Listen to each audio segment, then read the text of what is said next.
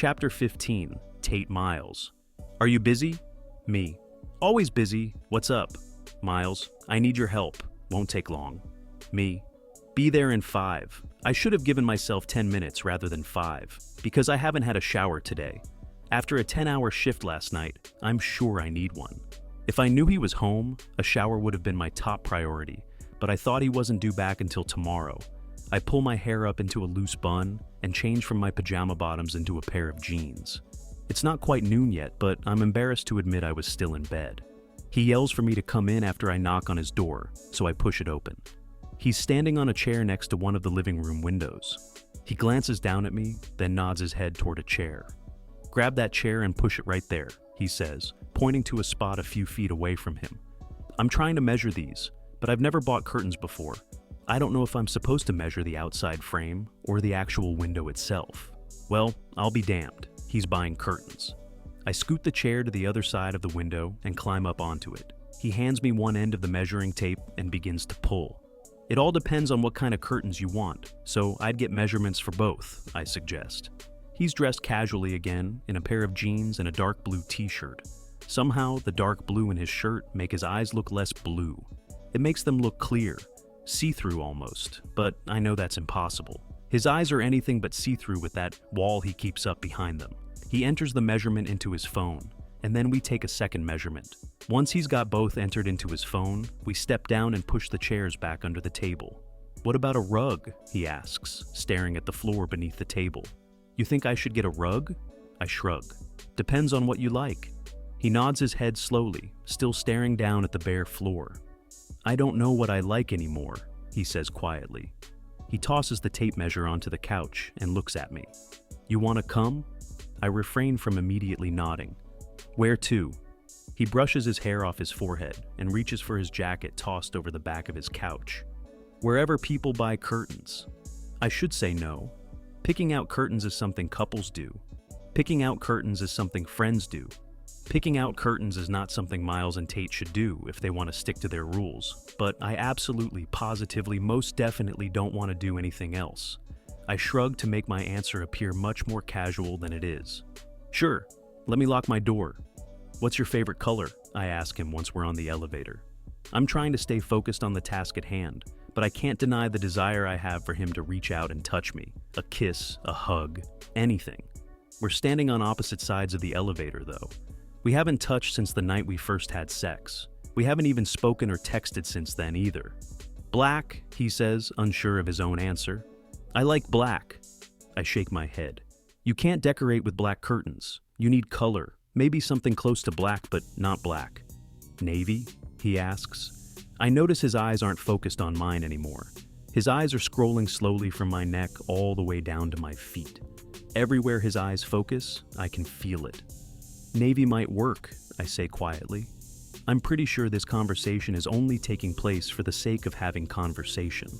I can see by the way he's looking at me that neither of us is thinking about colors or curtains or rugs right now. Do you have to work tonight, Tate? I nod. I like that he's thinking about tonight, and I love how he ends most of his questions with my name.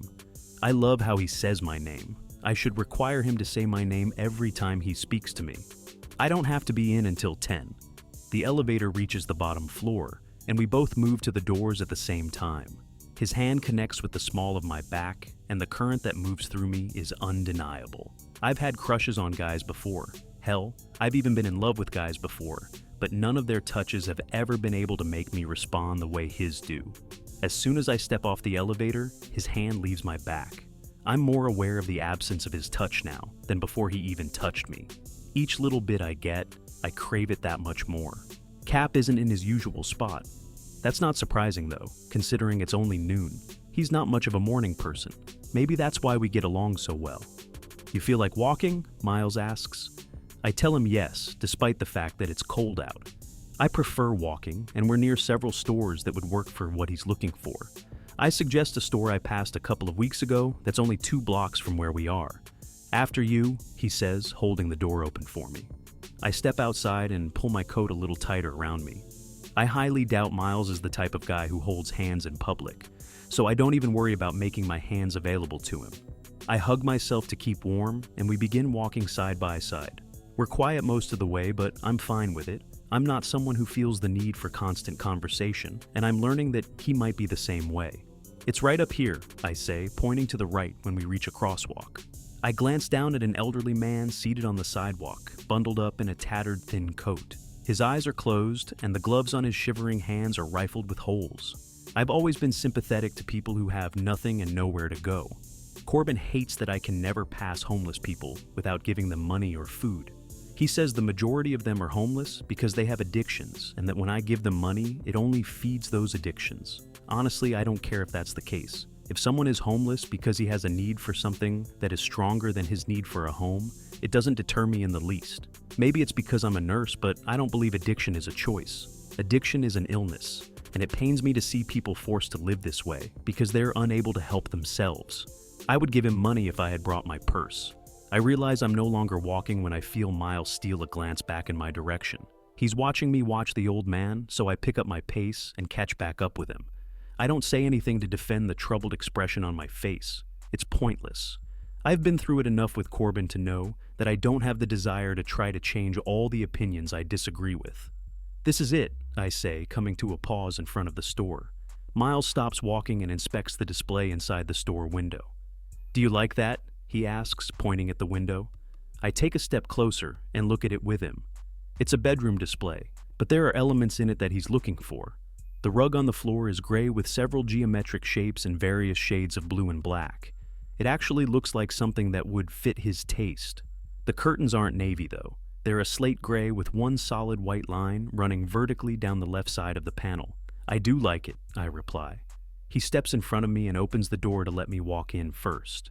A saleswoman is making her way toward the front before the door even closes behind us. She asks if she can help us find anything. Miles points to the window. "I want those curtains, 4 of them, and the rug." The saleswoman smiles and motions for us to follow her. "What width and height do you need?" Miles pulls his phone out and reads off the measurements to her. She helps him pick out curtain rods and then tells us she'll be a few minutes. She heads to the back and leaves us alone at the register. I look around, suddenly developing the urge to pick out decorations for my own place. I plan on staying with Corbin for a couple more months, but it wouldn't hurt to have an idea of what I'll want for my own place when I do finally move out. I'm hoping it'll be just as easy to shop when that time comes as it was for Miles today. "I've never seen anyone shop this fast," I tell him. "Disappointed?" I quickly shake my head. If there's one thing I don't do well as a girl, it's shop. I'm actually relieved it only took him a minute. "You think I should look around longer?" he asks. He's leaning against the counter now, watching me.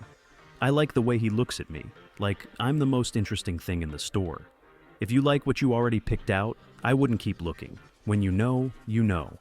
I meet his gaze, and the second I do, my mouth gets dry. He's concentrating on me, and the serious look on his face makes me feel uncomfortable and nervous and interesting all at once. He pushes off the counter and takes a step toward me. "Come here." His fingers reach down and wrap around mine, and he begins to pull me behind him. My pulse is being ridiculous. It's sad, really. "They're just fingers, Tate. Don't let them affect you like this." He continues walking until he reaches a wooden tri-fold screen, decorated with Asian writing on the outside. It's the kind of screen people place in the corners of bedrooms. I never understood them. My mother has one, and I doubt she's ever once stepped behind it to change clothes. "What are you doing?" I ask him. He turns and faces me, still holding onto my hand. He grins and steps behind the screen, pulling me with him, so we're both shielded from the rest of the store. I can't help but laugh, because it feels like we're in high school, hiding from the teacher. His finger meets my lips. "Shh," he whispers, smiling down at me while he stares at my mouth. I immediately stop laughing, but not because I don't find this amusing anymore. I stop laughing because as soon as his finger is pressed against my lips, I forget how to laugh. I forget everything. Right now, the only thing I can focus on is his finger as it slides softly down my mouth and chin. His eyes follow the tip of his finger as it keeps moving, trailing gently down my throat, all the way to my chest, down, down, down to my stomach. That one finger feels as if it's touching me with the sensation of 1,000 hands. My lungs and their inability to keep up are signs of that. His eyes are still focused on his finger as it comes to a pause at the top of my jeans, right above the button. His finger isn't even making contact with my skin, but you wouldn't know that based on the rapid response of my pulse. His entire hand comes into play now as he lightly traces my stomach over the top of my shirt until his hand meets my waist. Both of his hands grip my hips and pull me forward, securing me against him. His eyes close briefly, and when he opens them again, he's no longer looking down. He's looking straight at me. "I've been wanting to kiss you since you walked through my front door today," he says. His confession makes me smile. "You have incredible patience." His right hand leaves my hip, and he brings it up to the side of my head, touching my hair as softly as possible. He begins to shake his head in slow disagreement. "If I had incredible patience, you wouldn't be with me right now." I latch on to that sentence and immediately try to figure out the meaning behind it. But the second his lips touch mine, I'm no longer interested in the words that left his mouth. I'm only interested in his mouth and how it feels when it invades mine. His kiss is slow and calm, the complete opposite of my pulse. His right hand moves to the back of my head, and his left hand slips around to my lower back. He explores my mouth patiently, as if he plans on keeping me behind this partition for the rest of the day. I'm summoning every last bit of willpower I can find in order to keep myself from wrapping my arms and legs around him. I'm trying to find the patience he somehow shows, but it's hard when his fingers and hands and lips can pull these kinds of physical reactions out of me. The door to the back room opens, and the click of the saleswoman's heels can be heard against the floor. He stops kissing me, and my heart cries out. Luckily, the cry can only be felt, not heard. Rather than pulling away to walk back to the counter, he brings both his hands to my face and holds me still while he looks at me in silence for several seconds.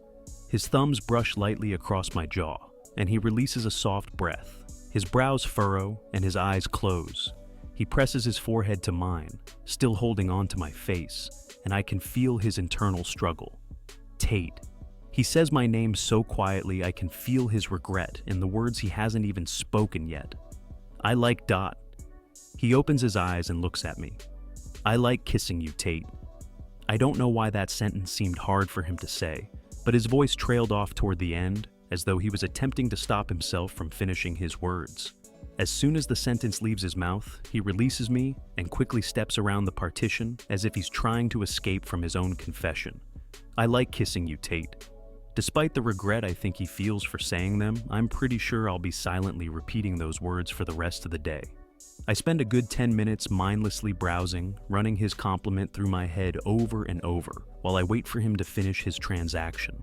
He's handing over his credit card when I reach the counter.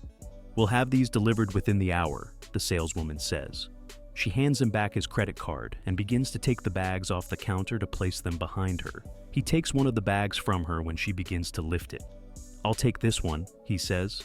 He turns and faces me. "Ready?" We make our way outside, and it somehow feels as if it dropped 20 degrees since we were last out here. That may just be because he made things seem a lot warmer inside. We reach the corner, and I begin to head back in the direction of the apartment complex, but I notice he's stopped walking. I turn around, and he's pulling something out of the bag he's holding. He tears away a tag, and a blanket unfolds. No, he didn't. He holds the blanket out to the old man still there bundled up on the sidewalk. The man looks up at him and takes the blanket. Neither of them says a word.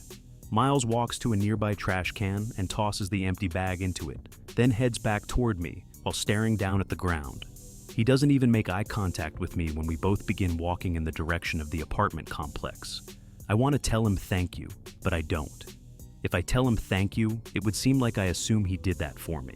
I know he didn't do it for me. He did it for the man who was cold.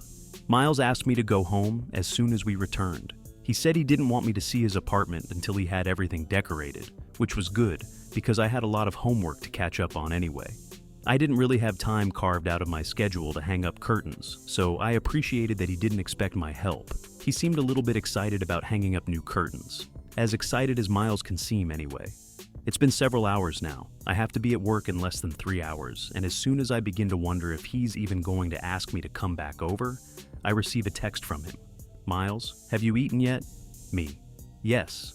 I'm suddenly disappointed that I already ate dinner, but I got tired of waiting for him, and he never said anything about dinner plans. Me. "Corbin made meatloaf last night before he left. You want me to bring you a plate?" Miles. "I'd love that. Starving. Come look now." I make him a plate and wrap it in foil before heading across the hall. He's opening the door before I even knock. He takes the plate out of my hands. "Wait here," he says. He steps inside his apartment and returns seconds later without the plate. "Ready?" I have no idea how I know he's excited, because he's not smiling. I can hear it in his voice though. There's a subtle change, and it makes me smile. Knowing something as simple as hanging up some curtains makes him feel good. I don't know why, but it seems as if there isn't a lot in his life that makes him feel good. So I like that this does. He opens the door all the way, and I take a few steps into the apartment. The curtains are up, and even though it's a small change, it feels huge. Knowing he's lived here for 4 years and he's just now putting up curtains gives the whole apartment a different feel. "You made a good choice," I tell him, admiring how well the curtains match what little I know about his personality. I look down at the rug, and he can see the confusion as it crosses my face. "I know it's supposed to go under the table," he says, looking down at it. "It will, eventually. It's positioned in an odd spot. It's not in the center of the room, or even in front of the couch. I'm confused about why he placed it where he did if he knows where it would look the best. I left it there because I was hoping we could christen it first." I look back up at him and see the adorably hopeful expression on his face. It makes me smile. "I like that idea," I say, looking back down at the rug. A long silence passes between us. I'm not sure if he wants to christen the rug right this minute, or if he wants to eat first. I'm fine with either, as long as his plan fits within my 3-hour time frame. We're both still staring at the rug when he speaks again. "I'll eat later," he says, answering the question that was silently running through my head. He pulls off his shirt, and I kick off my shoes, and the rest of our clothes eventually end up together, next to the rug. To be continued.